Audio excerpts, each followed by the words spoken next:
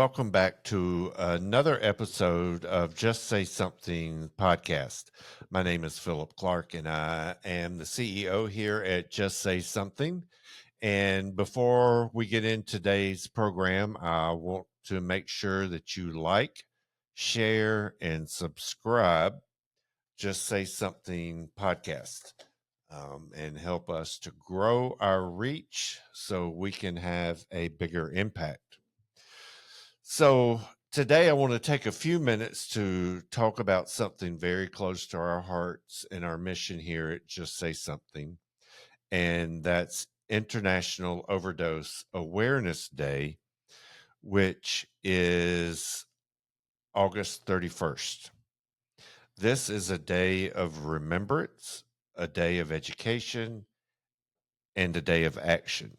It's a moment to honor the lives lost to overdose, to acknowledge the grief of the families and the friends left behind, and to share a light on the reality of addiction without shame or stigma.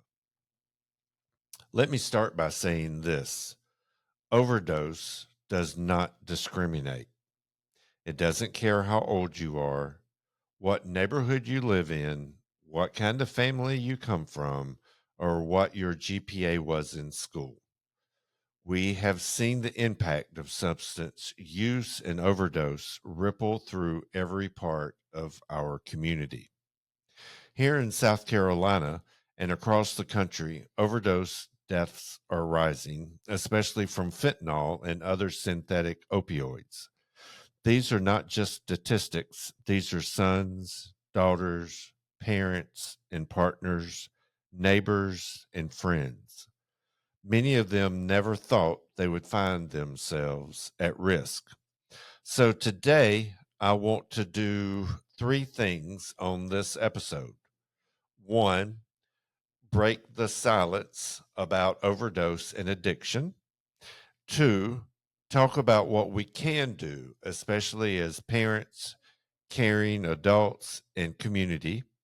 And three, and most importantly, remember the people we've lost. The first thing we must do is recognize that shame and secrecy fuel this epidemic. Too often, we don't talk about it until it's too late. Families don't know what to look for. Kids don't feel like they can ask questions.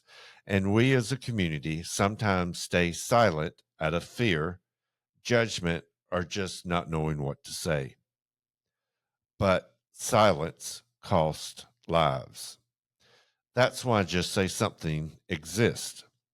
We are here to give people, especially youth and parents, the tools, the language, and the courage to speak up. Whether it's having that first awkward talk about vaping, asking your friend if they're okay, or knowing when to seek help, these conversations matter. Overdose awareness starts with honest conversations. That means talking about the dangers of counterfeit pills. That means educating people about the presence of fentanyl in substances they might think are safe. And that means reminding our teens that one wrong decision could have life changing consequences.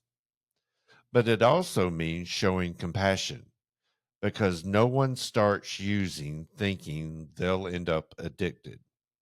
Many are struggling with trauma, mental health challenges, or just looking for an escape.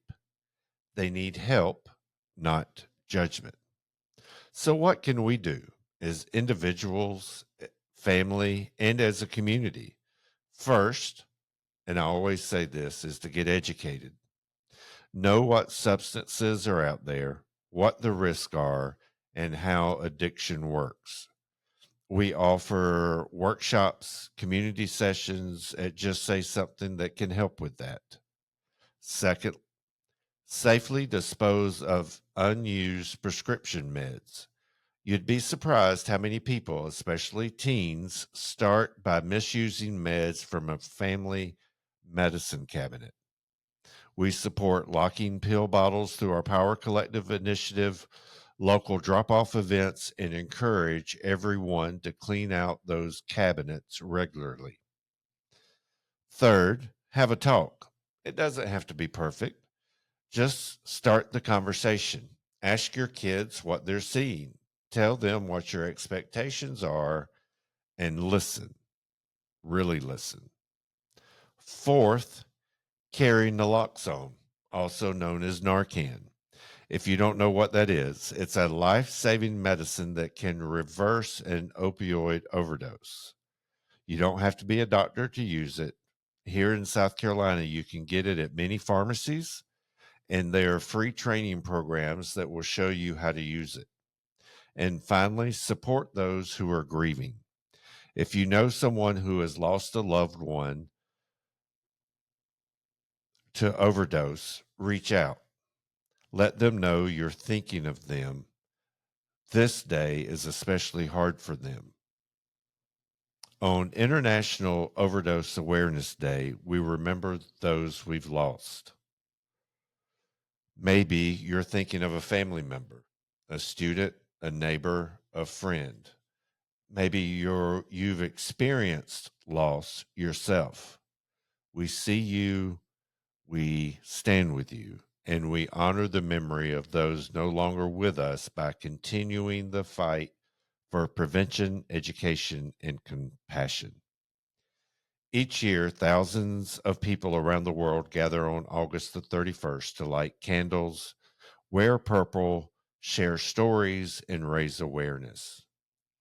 If you can, find a local event or even just take a moment to reflect, post something, or have that conversation you've been putting off. Because every story told helps break stigma. Every life remember builds hope.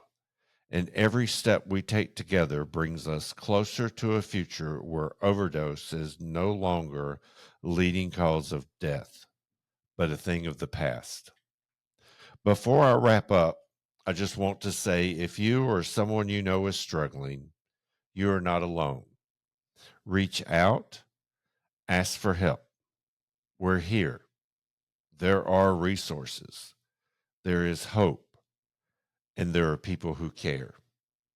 If you want to learn more about how to talk with your kids, how to get involved, or how to support someone in recovery, visit our Power Collective site at powercollectivesc.com and follow us on social media for tools, tips, and local events. This August 31st, let's not just remember, let's act. Let's speak up. Let's break the silence. Thank you for listening. Take care of yourself and each other. Remember, if you or someone you know needs help, 988 is our local crisis line and is available 24/7, 365. And here in the upstate, the call is answered most likely here in Greenville. So you can be connected to local resources. So that'll do it for another episode of Just Say Something podcast. Please remember to like, share, and subscribe, and we will see you next time.